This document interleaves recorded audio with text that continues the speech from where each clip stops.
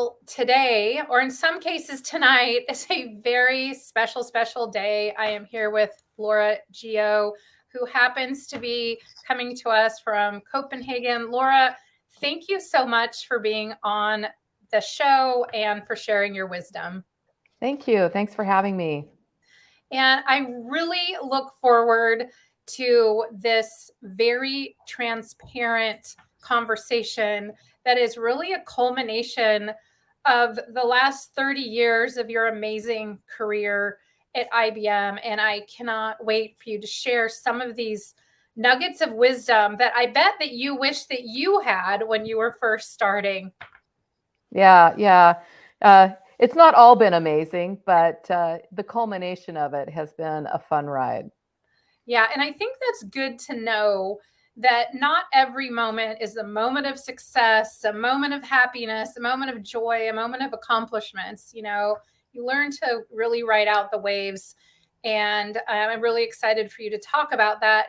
But before we jump in, I thought that, what you do is so multifaceted and so valuable. I'm just kind of wondering if we could roll back the clock a little bit and what inspired you to first be in a journey with the same company and just building and building and building and really making a name for yourself and being so incredibly valuable to the business and also to your partners. But how did you start in this journey? What was Laura 1.0 thinking back in the day, and what inspired you? Yeah, well, that's a great question because, where my head was at that point in my early career coming out of college and what was I going to do? My father worked for IBM. I said there was no way I was working for IBM. But then I was looking for work and I said, all right, they're hiring. I'll go there for a couple of years. And that's where it started. I started as an engineer in the company and then realized, maybe I want to do something different. One of the things that I figured out early on is I was not going to be the subject matter expert or the A+ person in any particular discipline or category, but I was pretty good at being a B+ player and doing a lot of different jobs like that. So I kind of, over maybe the first 10 years, figured out I'm going to strategically take a lot of different jobs and understand how all the dots connect. So I kind of got that in my head and then went from there. And not all the dots were good dots, but you learn from each one. Yeah, and I just want to pause you on that because it's so important. I hear from different places that consistency is more important than being the perfect rock star in something else. Like being a B+ consistently across many different verticals of the business. At the end of the day, and looking back, it seems like it was way more important than being the perfect A+ person in this one thing. And so I think that's a really important point for everybody to understand if they're early in their career thinking that, oh, I'm not the smartest person. Just thinking that, but I'm pretty darn good.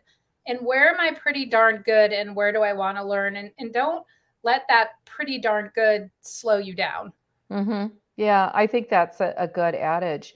I always thought about it when I was looking for my next move and what I was going to do is I looked at it as a three-legged stool.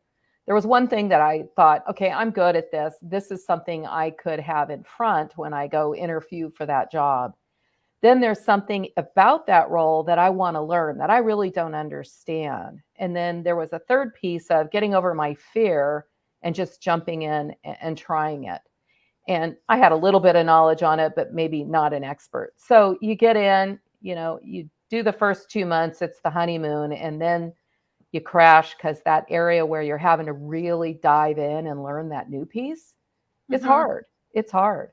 But you Mm-hmm. got to be confident and just keep at it and you'll get there. And then once you master that, then I tend to poke my head up after 2 or 3 years and go, okay, now what do I want to do? And three words come to mind as you're talking, and one is curious. Sounds like that you were eternally curious over the last the last couple of decades. And then also consistent, figuring it out, being consistent, being comfortable in the uncomfortableness, and consistent knowing that it's going to be uncomfortable, not letting that hold you back. um and also just courageous. because it takes a certain amount of courage to throw your hat in the arena for something new that you are not confident in yet. Like there's something that we talk about called the confidence competence loop. And it seems like that you were very willing to step in there with confidence before you had the competence. And that's Mhm. really a sign of amazing leaders, because a lot of times it's the flip flop. We want to wait till we're really competent. And then when we're really competent, then we have the confidence to go. But what I'm hearing from you, it's really the opposite. Yeah, you have to get comfortable with it. The title of this is Stop Being So Hysterical and Slow Down. I think you can get all caught up in that. I can remember early in my career when I would have to present, my heart would pound so hard, I thought I was going to faint in the front of the room. I got through it. I have no idea what I look like at that point, but you get through it and you get used to that little bit of fear when you go in. So, months, days, years go by and that starts dying down a little bit. And I think some part of me understood in that little inner voice, when I get too comfortable with what I'm doing, then it's time for me to learn something else. Mm-hmm. Yeah, 100%. And I think that is a very important launch pad, and something to learn if you're listening is to get comfortable in the uncomfortable and to always be curious. So I love that so much. And so clearly, since, I like to think that in the last 30 years, we've made leaps and bounds of progress when it comes to women in leadership and equality in the workplace. Seems like we still have a long way to go, but I imagine 30 years ago it was even more difficult. And so, what is the mindset that allowed you to just keep going and really establish yourself as a very confident and powerful female leader? Because that couldn't have been easy either. Yeah, I think it started early in my life. I played on the boys water polo team in high school. I wanted to play water polo. There wasn't a girls team, so I said, I'll try out for the boys team. And I got on. They couldn't figure out how I couldn't be on. So I learned how to work with men in an environment where we were competitive. We were trying to work as a team. And since the IT world was so male dominated, it kind of gave me a leg up early on that I knew how kind of the guys thought and acted. Not that I acted like them, but I understood where they were coming from, having been exposed to them in groups and teams and stuff early in my years. And so, what is that mindset? So, for someone listening, if they're, it's possible and it's very normal to feel uncomfortable in that environment. And Hmm. so, and I know it boiled down to, early on where you were on the boys water polo team and just kind of got used to it. But what is really the mindset that you had? Was it one of, being compassionate? Was it one of being really mentally tough? Or, I'm just trying to figure out what that is. So for someone listening who's like, I don't know how she did that because I'm very uncomfortable, what would you say would be the mindset that would be helpful to work on that you I had? I think I focused on what it was we were doing and got ultimately viewed and treated as an equal. Over time, the guys forgot I was a girl because we Mhm. would be in competitions and you're in the pool and you wear this hat and nobody can really tell till they get up close. My team would just forget the fact that I was a girl because I had gotten to the point where I was a team member, I was one of them. And while, there are differences in us and how guys think and how girls think, and not that I changed my attitude, but I just got very comfortable in that environment and how to work with them. And when I thought they were doing something that I didn't like, I just tell them, you know, the guys were straightforward, open, and very direct. And I learned how to be that over time, not being disrespectful, but being very direct. Mhm. So do you think that was really a microcosm, for how you operated within IBM? I think so. I think that I did well in any environment. It doesn't matter who they are or, background, ethnicity, any of that. I try to focus on the individual, how we interact, what is it we need to get done, and really work as a team, pulling out people's good qualities, my good qualities, where I'm weak and where somebody else can balance that out, and really thinking of it from that perspective. Yeah, and so that seems like you were very good at being discerning about what is really important. What is the task at hand? What is really important here? In standing Mhm. in your own power, not being afraid to speak up when warranted, but also in a compassionate and respectful way. Yeah, it's not easy. It's a learned task. And you have to try it. You have to, as I say, you have to get that center of gravity about yourself. And that's so important to understand who you are, what you stand for, what do you want to be known for? And that center of gravity, your inner voice, whatever people call it, really gives you that center of gravity and that balance that you go back and check in on. So when you're in a situation, whether you're having to be direct with somebody or say something specific, you come from that inner voice of, who I am. Mm-hmm. And I just want to highlight or shine a light on what you just said is you get to decide what you want to be known for. And so really making that decision and just deciding what your contribution is going to be, and to be very vocal and pretty open about it and putting a stake in the ground. So I think that is so important. And then when we were talking, leading up to this interview, you were talking a lot about just stop being hysterical. That's why we have kind of a funny name to this episode, but it's a funny name about a not so funny topic that has not really been talked about very openly, at least not in my last 100 podcasts. So what do you really mean about stop being hysterical and slow down? Well, I think about early in my career, you get your first management job, you get your first leadership role, you're put in a position where you're being looked to or looked for by leadership and other people to accomplish something. Now, these individuals all have their agenda. It's not malicious. It's just what they're trying to get accomplished. You've got all these things coming at you. You can get wound up tighter than a top, hysterical about I got to do this, this, and this because Joe wants that, and Sally wants this, and Jim wants that thing, and you lose your inner voice. You lose your center of gravity of what you stand for, why you got this role to begin with.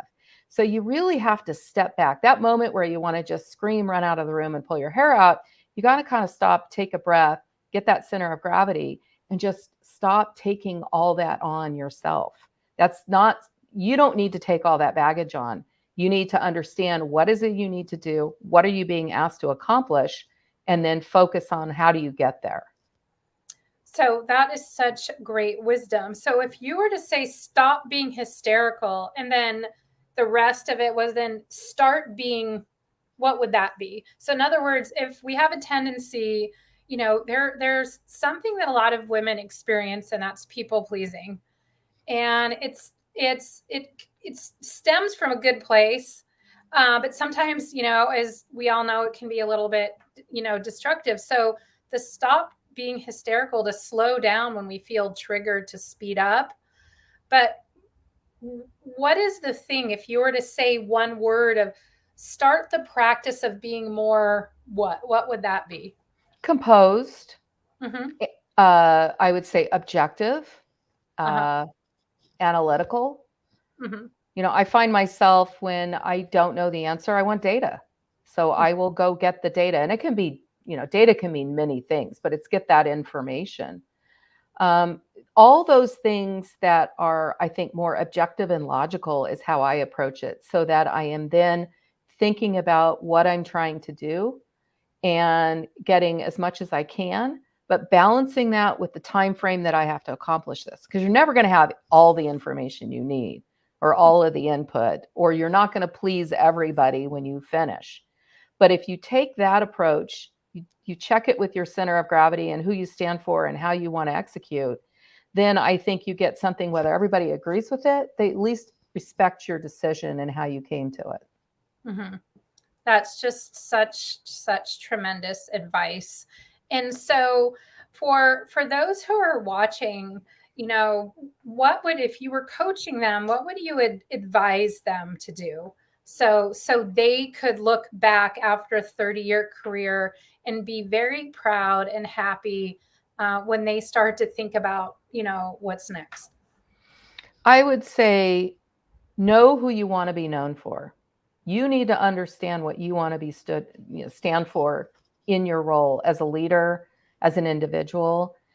We all have a brand, and you got Mm-hmm. to protect that brand. And that brand is what everybody sees you as.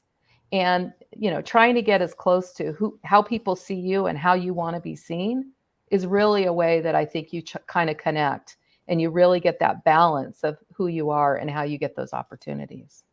Yeah, and I just really want to highlight that know what you want to be known for and protect your brand and build on your brand, and maybe even get help for your brand. And I think, don't you think that that can be important even for the intern who's just starting on their first real job, or they're a couple years in? And granted that kind of our brands can change, but you don't have to be in your role for 10, 20, 30 years to think, I am a thought leader, I am creating a brand. I mean, don't you think that that's possible even when you're just starting your career? Oh yeah, it can start when you're, a young child even. Mhm. Think about, you make those decisions when you're young. Am I going to do this or am I not going to do that? Mom and dad said don't do this. Am I going to follow the directions? Am I going to venture out? Maybe that's too of a simplistic answer, but it kind of resonates as you get older and more mature and smarter. It is, think about if your whole career, your whole life was in a movie, and you rewind that movie to the beginning. Are you going to be embarrassed about what you see in the beginning? All of us are. There's things that happen. But as long as you've learned from that and you've pivoted a bit and you've made those corrections, that closed loop feedback too is very important in this process. Understanding, mentoring people and do reverse mentoring is thing that I've always done. And I get more out of mentoring people than I think I ever get. But in that reverse mentoring too, you get feedback from people that see you and can communicate with you honestly of how you are being perceived. And I've had situations in my career when I was a first line manager, I was peers with all of these people that I was working with, and I became the manager. Well, somehow I got it in my head I needed to be, I don't know, snarky. I Mhm. was just not doing well. And one of my friends who was working for me then came into my office and said, I need to talk to you. You need to stop this. So, it's important to understand, even if things didn't go well, that you've learned from that and you pivot a bit.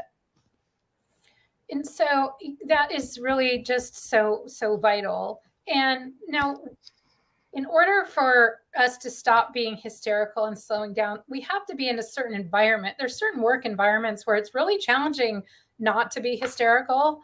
And so, what advice would you have for someone early in their career or someone who's looking to shift roles either internally or externally?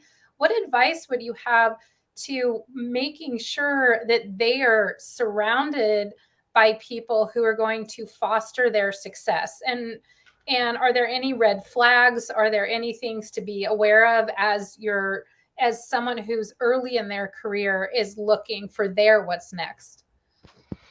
Well, I don't know if this is a good example, but it's interesting. When I've taken different leadership roles, management roles, I always find the first few people that come in and want to talk to you. At first it's like, great, this person's trying to help me. And what I figured out over my career is those are the people that have an agenda, and they're trying to make sure that you have their point of view and they want it executed that way. So I would say one of the things is really just stop and listen and observe.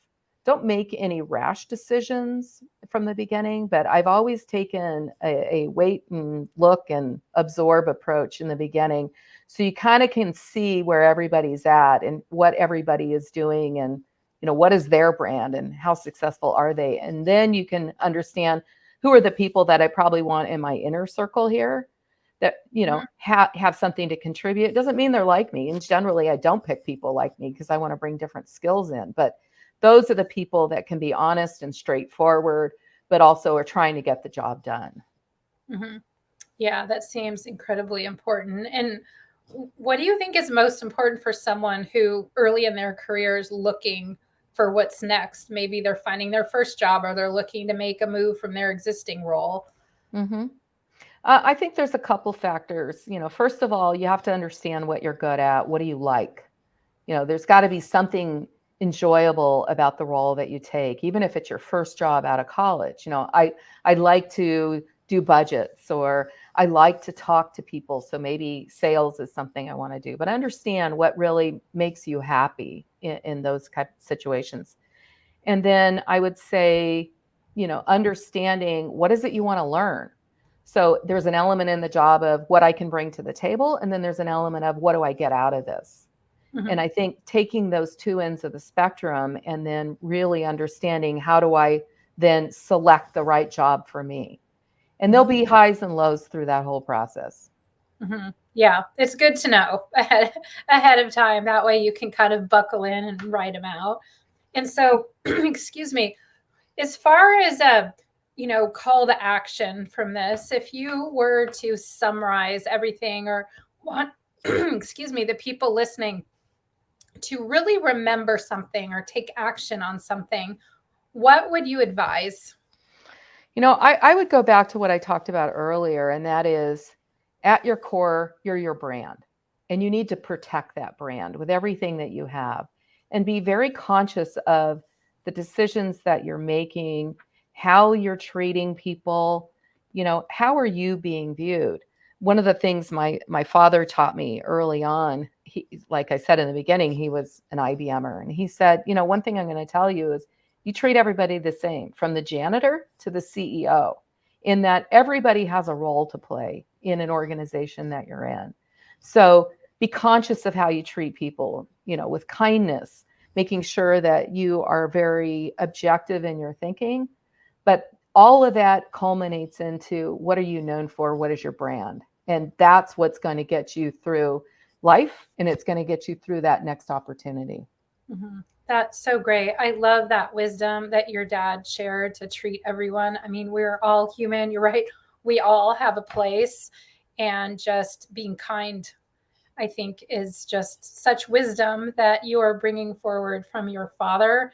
So, Laura, I admire everything that you're doing. I am, really grateful for you, sticking to your word and doing this interview. And it's so late at night for you. And I just really appreciate you sharing your wisdom again. And I look forward to continuing to follow your journey. Well, thank you very much for having me. This is great.